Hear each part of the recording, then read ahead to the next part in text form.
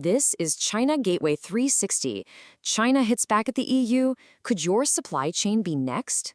So, on July 27, 2026, Beijing imposed an immediate dual-use export ban right on the European Union.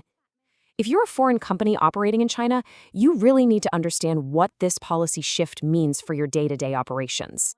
What sparked this? Well, it's direct retaliation.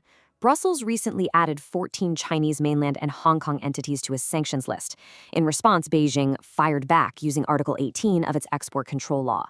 The critical takeaway here is that this is actually the very first time China has used this framework to target an entire Western bloc, rather than just going after specific entities.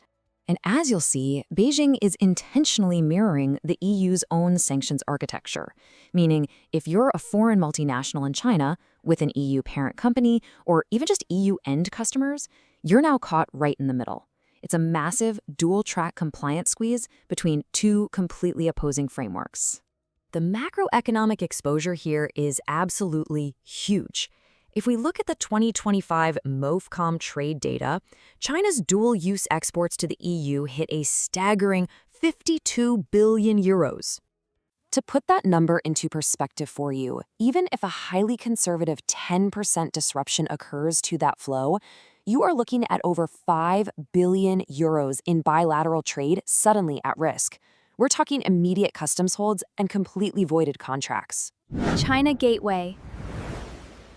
Gateway. Your gateway to business in China.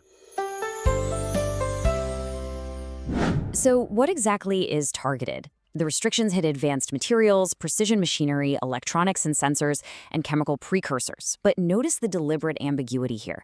MOFCOM expanded the scope without publishing a highly specific itemized list yet. That puts the pressure entirely on you, forcing your company's classification team to proactively self-assess every single shipment. Naturally, a shift like this introduces severe operational friction points across your entire supply chain. Specifically, EU-facing companies have three immediate challenges to navigate. First, intense border scrutiny for products with even a tangential dual-use capability. Second, you're looking at brand new MOFCOM license requirements for check transfers involving joint venture partners. And third, those standard EU-facing supply chain audits you do, they might now actually trigger retaliatory reviews from your Chinese counterparties under their expanded national security framework. And when it comes to enforcement, there is zero grace period. On day zero, customs inspection rates on EU-bound shipments at major ports jumped straight from 5 to 30%. Going forward, you have just 30 days to recertify existing EU contracts, 60 days before MOFCOM expands the item catalog, and a hard, non-negotiable 90-day deadline to refile all dual-use export licenses. To navigate this, businesses need to execute a 4-step compliance action plan immediately. Step 1. Audit your product portfolios against those targeted categories. Step 2, review your open EU export contracts for trigger clauses. Step 3, submit your self-declaration forms for borderline products before that 30-day window slams shut. And finally, centralize your internal classification team. You need to treat these upcoming MOFCOM catalog updates as a living document.